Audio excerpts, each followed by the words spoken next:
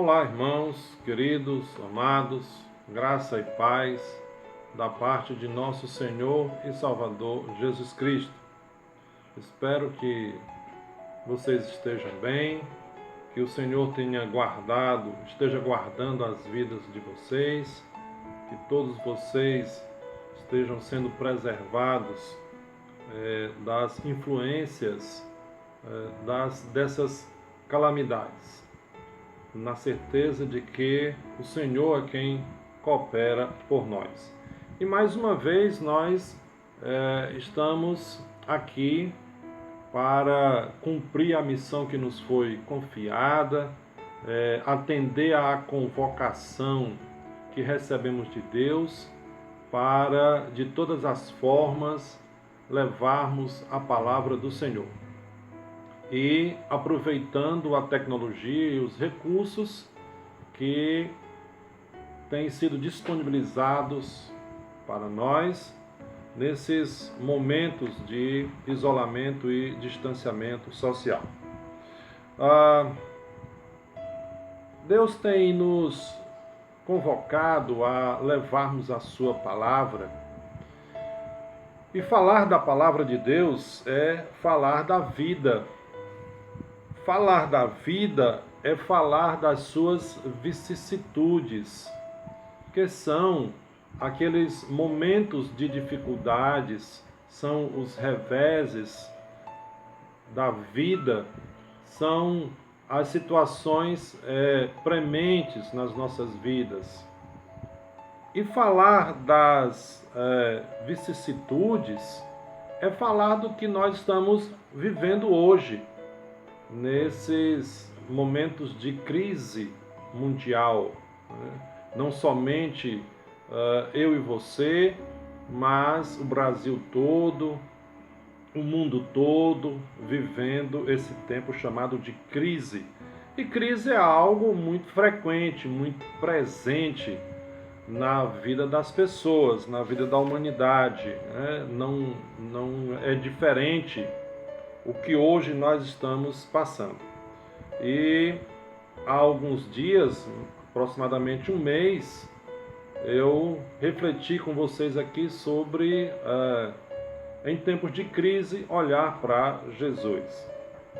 E hoje nós também vamos trazer uma reflexão nesta mesma direção, agora sob outra perspectiva, com o título Crise, um divisor de águas.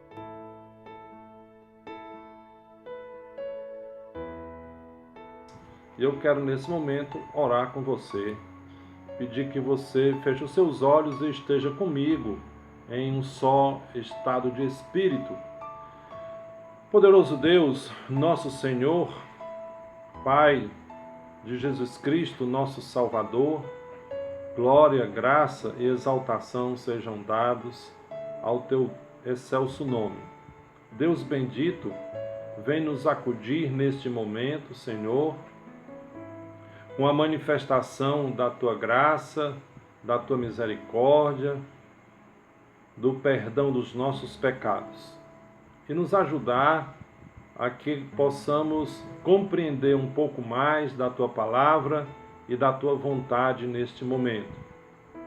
Que todos nós, nesta oportunidade, possamos ser instruídos pelo teu Espírito Santo, a quem compete nesse momento iluminar as nossas mentes, esclarecer o nosso entendimento e aplicar a tua palavra e a tua verdade no nosso coração. E assim, Pai, que nós oramos em o nome de Jesus. Amém. Então, queridos, fazendo aqui um pouco de leitura sobre crise, eu me deparei com a seguinte situação, que crise é um momento de decisão. Fazendo algumas leituras, eu me deparei com o seguinte, que na área da medicina, a crise é o momento em que a enfermidade ela passa a ter uma disposição no sentido de piorar ou melhorar. É um momento de crise da enfermidade. A partir daquele ponto, a enfermidade passa a ser debelada ou a enfermidade passa a consumir todo o organismo do paciente. Eu desconhecia. Eu conhecia mais no lado da matemática, os pontos críticos da curva. É onde a curva começa a mudar de direção. Você tem nos pontos críticos, né, o ponto máximo ou o ponto mínimo, onde a curva atinge um limite. Esse limite pode ser máximo ou pode ser mínimo. Então, da mesma forma, momento de crise na nossa vida é um momento de decisão, é um momento divisor de águas nas nossas vidas. E a Bíblia está repleta de ocasiões em que povos e personagens passaram por momentos de crises. Israel é um prato farto para quem quer aprender sobre crises. Israel passou por muitas crises. Mas nós vamos nos deter especificamente sobre 3 personagens ou 3 episódios em que as situações requereram desses personagens uma decisão. E aqui fica para nós as seguintes opções, a bifurcação no momento de crise. Nós vamos ser resilientes ou nós vamos ser resignados? O que quer dizer isso? A resiliência é a capacidade que o corpo tem, o organismo tem, de se moldar a certas situações e voltar ao seu estado natural. Então, por exemplo, você pega uma esponja, você comprime a esponja e solta, ela volta ao seu estado natural. Isso aqui é resiliência. Às vezes você pega uma barra de ferro e põe uma tensão sobre ela, ela faz uma certa curvatura, quando aquela tensão passa, o ferro volta para a sua posição original, dependendo, obviamente, do coeficiente de resistência desse ferro a essa força. Então isso aqui é resiliência. E a resignação é você se submeter àquela situação, àquela ocasião e deixar que ela tome conta de você. Então nós vamos ver aqui 3 situações em momentos de crise, como esses personagens se posicionaram, tá bom? Então, o primeiro exemplo que eu quero trazer para nós nessa noite, para refletirmos e tirarmos uma aprendizagem dessa postura desse personagem bíblico, é no livro de Jó. Nós conhecemos algumas coisas sobre Jó. Jó era um homem íntegro, um homem reto e temente a Deus. E nós sabemos que Jó passou por uma crise violenta. Jó passou por um momento de decisão, um momento de tensão. Jó perdeu tudo na vida dele. Jó teve que tomar uma decisão, o que fazer? Jó perdeu a família, perdeu os filhos, perdeu as filhas, perdeu os bens, perdeu a saúde. E chegou num momento em que alguém fez uma sugestão para Jó. E nada mais, nada menos do que a sua própria esposa. Então acompanhe comigo aqui, Jó capítulo 2, nos versículos de 8 a 10, o texto diz o seguinte: Então Jó, tomando um caco de telha, para com ele se raspar, assentou-se no meio da cinza. Sua mulher lhe disse: Ainda conservas a tua integridade? Amaldiçoa a Deus e morre. Respondeu-lhe ele: Como fala qualquer doida, assim falas tu. Receberemos o bem de Deus e não receberemos o mal? Em tudo isso não pecou Jó com os seus lábios. Então essa é a primeira atitude no momento de crise: não pecar contra Deus. E no Antigo Testamento, o entendimento do judeu era que tudo provinha de Deus, tanto o bem quanto o mal. E nós sabemos que o mal é personificado na pessoa de Satanás, aonde ele tenta destruir, desfazer, desconfigurar a obra de Deus que é boa. Lá em Gênesis nós vemos que Deus contemplou a sua obra e viu que era muito bom, que era bom. Então, aqui a mulher de Jó faz uma sugestão a ele. Mas tu está passando por esse problema terrível, tu está passando por essa situação, abandona esse teu Deus, amaldiçoa esse teu Deus, vai viver a tua vida e morre, e segue aí as tuas mazelas.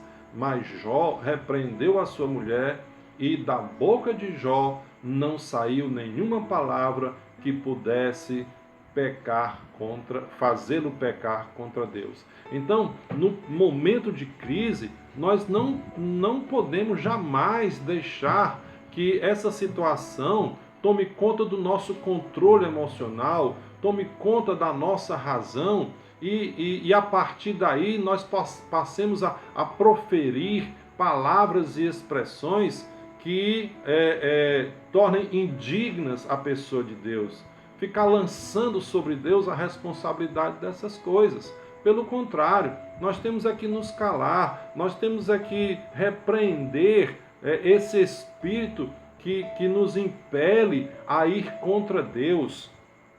O salmista escreve no Salmo 119, no versículo 11, perdão, guardei a tua palavra no meu coração para não pecar contra ti. As pessoas às vezes se exasperam, se desesperam, as pessoas pronunciam coisas de que depois venham a se arrepender. Nós precisamos ter o autocontrole, e esse autocontrole nos é dado pelo Espírito Santo, que nos governa, que nos conduz. Obviamente, se você é habitado pelo Espírito Santo de Deus, que não saia da sua boca uma palavra, uma expressão, um argumento que possa trazer indignidade à pessoa de Deus, para que isso não se volte contra você mesmo, para que isso não traga sobre você um dano maior. José, quando foi pressionado pela mulher de Potifar, lá em Gênesis, no capítulo 39, no versículo 9, a mulher de Potifar tentando seduzir José, mas José foi resistente. José não se submeteu aos caprichos da mulher de Potifar. E aí José diz o seguinte: não há ninguém maior aqui na casa do meu senhor. Nenhuma coisa ele me proibiu, tudo está ao meu alcance. Mas somente você, que é a mulher dele, fazendo aqui uma paráfrase. Como, pois, posso cometer esse tão grande mal e pecar contra Deus? Então, momento de crise é um momento de decisão, é um divisor de águas. Você vai deixar que a situação tome conta de você, de maneira que não seja mais razoável, de maneira que as suas palavras alterem a sua relação contra Deus. Às vezes nós fazemos isso nas nossas relações. Às vezes nós discutimos com as pessoas com quem nós convivemos e nós deixamos sair da nossa boca palavras de que depois a gente se arrepende. Aí a gente vem com aquela velha desculpa, né? Não, você não entendeu, ou ainda, não foi bem assim, ou eu não quis dizer isso. Não, se você não quis dizer, vai fazer como o apóstolo Paulo escrevendo aos Romanos no capítulo 7. Aquilo que eu quero de bem eu não faço, e aquilo que eu não quero de mal, isso eu faço. Então, se eu estou fazendo aquilo que eu não quero, não sou eu, é alguém que me domina, é o mal, é o diabo, é o pecado que habita em mim. E aí nós transgredimos a nossa relação com Deus. Então, no primeiro exemplo, um tempo de crise, um divisor de águas, não peque contra Deus. Não abra a sua boca para proferir algo que possa trazer desgaste na sua comunhão com Deus. Deus é misericordioso? É. E por isso nós vamos agora para o segundo exemplo de um personagem bíblico que também passou por um momento de crise tremenda, né? Nós vamos falar de Jeremias, quando ele relata no segundo livro que ele escreveu, né, Lamentações de Jeremias, quando ele descreve a situação deplorável pela qual passava Israel no exílio, tudo destruído, tudo desolado, não havia nada sobre nada, pedra sobre pedra, só poeira, só desolação, só destruição. Algo terrível na vida do povo de Israel, porque o povo pecou contra Deus e veio então o juízo do Senhor, o castigo, e o povo passando por uma crise tremenda. Então, Jeremias, no livro de Lamentações de Jeremias, no capítulo 3, ele diz o seguinte: eu sou o homem que viu a aflição pela vara do seu furor. Então, se você ler mais atentamente o livro de Lamentações, você vai ver que Jeremias faz um relato, né? Desde lá do capítulo 1, ele vem dizendo que aquela cidade era uma cidade reluzente, era uma cidade onde todos tinham prazer, era uma cidade bela, e aí as portas da cidade foram destruídas, os bens, os móveis, as muradas, tudo destruído, não tinha mais alimento, as crianças eram flageladas, as mulheres foram violentadas, então um desastre total. E não havia perspectiva para Israel, não havia uma válvula de escape para Israel. Mas, depois de fazer todos esses relatos, ou uma parte desses relatos, lá no versículo 21 do capítulo 3 de Lamentações de Jeremias, ele dá uma parada, ele interrompe essa narrativa e diz o seguinte,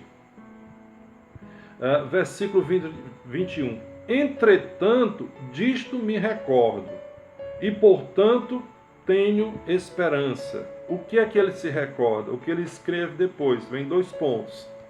Versículo 22. As misericórdias do Senhor são a causa de não sermos consumidos, pois as suas misericórdias não têm fim. Novas são a cada manhã, versículo 23. Grande é a tua fidelidade. Então, em tempo de crise, um divisor de águas, o que você deve fazer? Recorrer às misericórdias do Senhor. Às vezes nós buscamos soluções em outros suportes. Às vezes nós recorremos até às vezes quem não pode nos ajudar, quem não tem condições de nos ajudar, quem não quer nos ajudar. Você vai falsear nesse sentido. E Jeremias, descrevendo esse cenário, ele interrompe e diz, não, eu me nego a trazer a minha memória e deixar que esta visão aterradora tome conta da minha autoestima, do meu bom ânimo, da minha disposição. Pelo contrário, eu não vou me resignar, eu não vou baixar a cabeça, eu não vou me submeter. Antes, eu vou colocar na minha memória e no meu coração lembranças e sentimentos que provêm de Deus. Por quê? Porque Deus é misericordioso. Pelas suas misericórdias é que nós não somos consumidos. Elas se renovam a cada manhã. Nós estamos vivos, aleluia! Nós estamos com o fôlego de vida, nós temos saúde, nós temos disposição, nós ainda temos o nosso bom senso, nós ainda temos a capacidade resolutiva, nós ainda temos ânimo para enfrentar as dificuldades e as situações. E como é que eu vou fazer isso? Recorrendo às misericórdias do Senhor. Porque elas se renovam. É pela misericórdia de Deus que nós não somos consumidos. Quando Deus olha do seu alto trono para o mundo, se nós fôssemos vistos diretamente pela visão de Deus, nós seríamos fulminados, porque nada há em nós que pudesse nos preservar da ira de Deus. Quando Deus olha para o mundo, quando Deus olha para o homem pecador, quando Deus olha para a minha situação, para as minhas circunstâncias, Jesus Cristo entra no meio. Jesus se interpõe para que a justiça de Deus sobre mim, que sou um pecador, um miserável, um verme, nada, eu não seja consumido pela ira, pelo furor e, sobretudo, pela justiça de Deus, porque vem o amor de Deus juntamente. E nós, nesses momentos de crise, nós temos que recorrer às misericórdias de Deus, ao alento do Senhor, porque elas é que nos fortalecem, elas é que nos dão um novo ânimo. Eu ainda tenho disposição, tenho vigor, tenho possibilidade, tenho inteligência, tenho capacidade laboral. Eu não vou deixar que isso se abata sobre mim. Eu vou buscar alternativas. O que é que nós vemos hoje? Muitas empresas estão agora despertando para um novo mercado, saindo da sua zona de conforto, buscando alternativas. Por exemplo, tem empresas do ramo de alimentação que se acomodavam em receber o cliente vindo à procura deles. Agora o cliente não vem, eles vão atrás do cliente. Eles estão com o serviço de delivery, de entregas, e outras oportunidades estão surgindo para as pessoas que até porventura estavam desempregadas, estão tendo aí o seu sustento, o seu ganha-pão. Então, buscando alternativas, não se abata. Busque no Senhor a misericórdia, a orientação. Busque em Deus uma perspectiva. Por quê? Porque Ele é conhecedor de todas as coisas. Oséias, capítulo 6, versículo 6, diz assim, eu quero misericórdia, quero e não sacrifício. Não quer ouro de tolo. Nem tinha o nome de uma música de um compositor brasileiro, né? O nome da música, Ouro de Tolo. Então, nesses momentos de crise, que é um divisor de águas, você tem as oportunidades, outras oportunidades na sua vida. E Jeremias diz, não, eu não vou deixar que esse cenário tome conta do meu ânimo. Pelo contrário, eu vou me lembrar das coisas boas. Por quê? Porque Deus é misericordioso. Deus nos ajuda. Isaías, no capítulo 30, versículo 18, diz isso. Isaías, capítulo 30, versículo 18, diz que esse Deus é tão misericordioso que Ele espera para nos abençoar. Isaías, capítulo 30, versículo 18, diz assim, contudo, o Senhor espera para ter misericórdia de vós, e se detém para se compadecer de vós, pois o Senhor é um Deus de justiça, bem-aventurados todos os que nele esperam.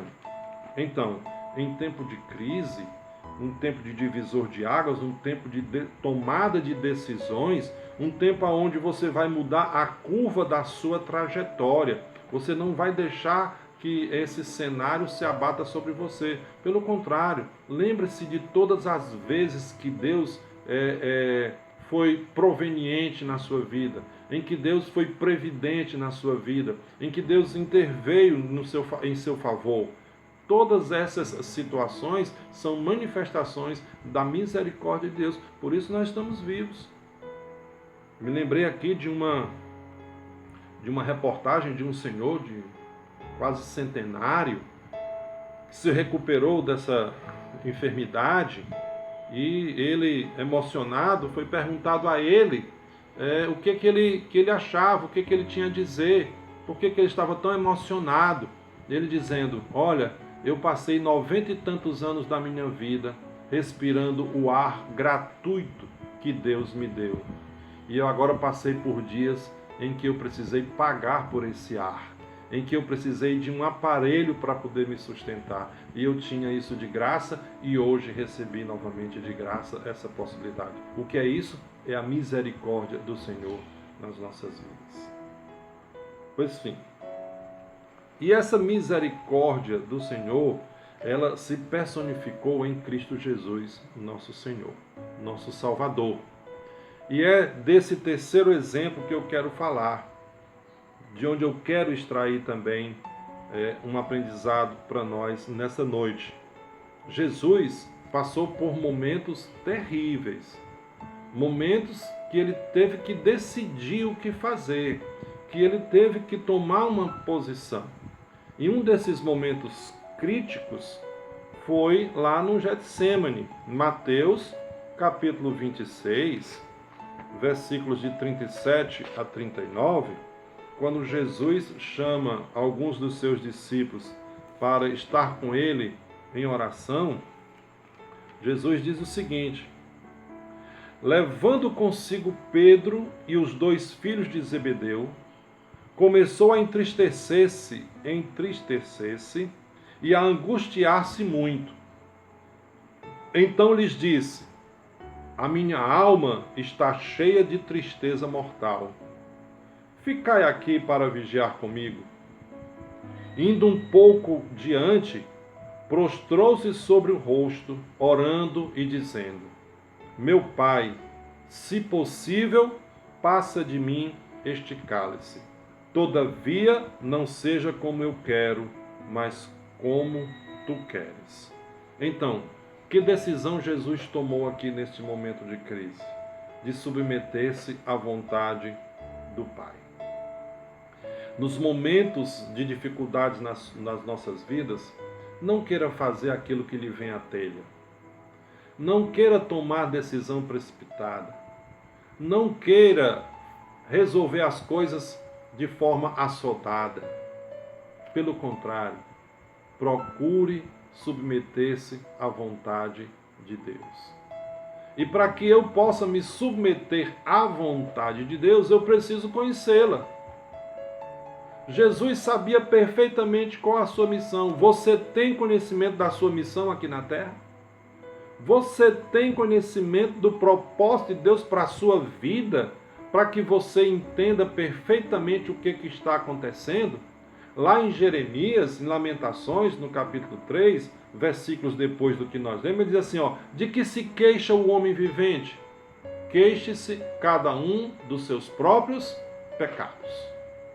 Porque nós não conhecemos muitas vezes a vontade de Deus para as nossas vidas. E aí nós passamos por dificuldades. Por quê? Porque nós queremos ser o Senhor da nossa vida. Nós queremos determinar o nosso destino. Nós queremos tomar as rédeas da condução da nossa vida quando nós não temos essa condição. Nós não sabemos nem o que vai nos suceder daqui a pouco. Estou falando com você, você está me ouvindo, e nós não sabemos o que nos sucederá daqui a poucos instantes. Não sabemos o que vai ser o nosso amanhã, mas nós queremos tomar as nossas decisões, assumir as rédeas da condução das nossas vidas quando nós não temos essa condição. Não sabemos quantos fios de cabelo tem na nossa cabeça. Não podemos controlar o tempo que passa das nossas vidas. Mas Deus sabe. Deus é conhecedor de todas as coisas. Em momento de crise você tem que tomar uma decisão. É um divisor de águas na sua vida. Submeta-se à vontade do Senhor. Mas para me submeter, eu preciso conhecê-lo. O apóstolo Paulo, escrevendo aos Colossenses, no capítulo 1, no versículo 9, deixa isso claro para nós. Quando na sua oração ele diz assim: por essa razão, pelo que ele disse anteriormente, não vou ler, nós também, desde o dia em que o ouvimos, não cessamos de orar por vós e de pedir que sejais cheios do pleno conhecimento da sua vontade em toda a sabedoria e entendimento espiritual. Aí está uma outra diferença entre as pessoas nos momentos de crises. Você tem esse entendimento espiritual das coisas que lhe sucedem? das coisas que cercam a nossa existência? Você tem os olhos espirituais abertos para poder entender essa outra realidade, esse outro universo que se abate sobre nós? Se você não tem, busque em Deus, para que nos momentos de crise você possa tomar decisões acertadas, você possa reconduzir a sua vida de acordo com a vontade de Deus. Por isso que Jesus tinha muita tranquilidade quando ele falava com Deus Pai pedindo alguma coisa. Na ressurreição de Lázaro, Jesus ora ao Pai dizendo: Pai, eu te peço, não porque eu tenha dúvidas se o Senhor vai me aceitar, isso eu não tenho dúvida alguma, porque tudo o que eu peço é de acordo com a sua vontade. Eu estou pedindo para que esse povo, mais uma vez, tenha uma prova de que o que eu falo é a verdade, de que eu sou teu filho, que fui enviado por ti para salvar a humanidade. Jesus tinha pleno conhecimento da vontade de Deus. Jesus não vivia crise emocional, Jesus não vivia crise relacional, Jesus não vivia crise existencial, porque ele era perfeitamente cônscio de quem ele era e das suas prerrogativas e do seu propósito e da sua missão. Nós temos isso? Você pode se arvorar detentor disto? Creio que não. Mas Jesus, naquele momento de decisão, naquele momento de crise, ele tomou uma atitude. Pela minha natureza humana, eu não queria passar por esta situação. Mas eu tenho uma missão a cumprir. E eu sei quem eu sou, e foi para isso que eu vim. Para morrer pelos pecados da humanidade e ser ressuscitado. Porque Jesus conhece todas as coisas, e ele sabia o porvir, nós não conhecemos. Então a necessidade de nos submetermos à vontade de Deus nos momentos de crise, e não à nossa vontade. O que a gente quer fazer? Primeiro eu vou consultar a Deus.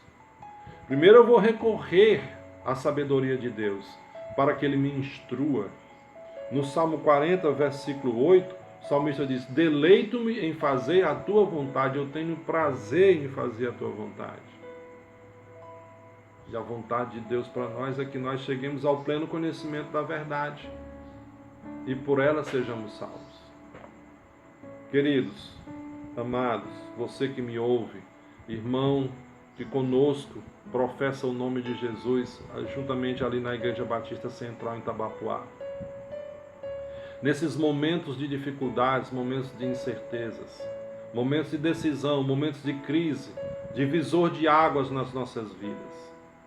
Muitos estão tomando atitudes desesperadas, muitos estão sem um vislumbre das suas vidas, muitos estão achando que podem morrer, tem gente que está com medo de tudo, tem gente que não tem mais certeza de nada. Nesses momentos de crise, primeiro, não peque contra Deus. Segundo, recorra às misericórdias do Senhor, busque no Senhor, abrigue-se sob as suas asas, sob o esconderijo do Altíssimo. Terceiro, procure conhecer a sua vontade e submeter-se a ela. Com certeza, todos esses personagens, Jó teve a sua vida restaurada, porque não pecou contra Deus. Jeremias alcançou o retorno de Jerusalém do exílio da Babilônia. E Jesus venceu a morte e ressuscitou e está sentado à destra de Deus Pai. Com esses 3 exemplos, você também pode superar esses momentos de crise, tomando decisões, mudando o curso e a trajetória da sua vida. É isso que eu almejo, é isso que eu espero, com sinceridade do meu coração, para você que nesta noite nos ouve. E quero mais uma vez orar por você. Santo e eterno Deus, nosso Pai que está nos céus, louvado e bendito seja o nome do Senhor. Gracioso Deus, mais uma vez nós tivemos a oportunidade e o privilégio de ouvir a Tua palavra ministrada pelo Teu Espírito Santo. Santo de Israel, vem nos acudir, a esse irmão que nos ouve, a esse querido amigo que está tendo a oportunidade de ouvir a Tua palavra. Eu te suplico, Pai, que pela Tua misericórdia alcance todos esses corações, que nos faça compreender, Senhor, que nesses momentos de crise, momentos de tomada de decisão, nós não podemos jamais perder o controle das nossas ações e da nossa razão. Mas para tanto é preciso que sejamos dominados pelo Teu Santo Espírito. Porque esse Espírito nos dominando vai nos conduzir a Ti, aonde nós temos abrigo, temos socorro e temos refúgio. E esse mesmo Espírito Santo, ao nos levar, Senhor, a este abrigo, vai nos permitir conhecermos a Tua vontade. Que cada um de nós possa perseguir esses passos e alcançar do bom Deus a resposta esperada, a solução para os problemas, o direcionamento para as nossas vidas. Bendito Deus, eu te oro e te agradeço em nome de Jesus.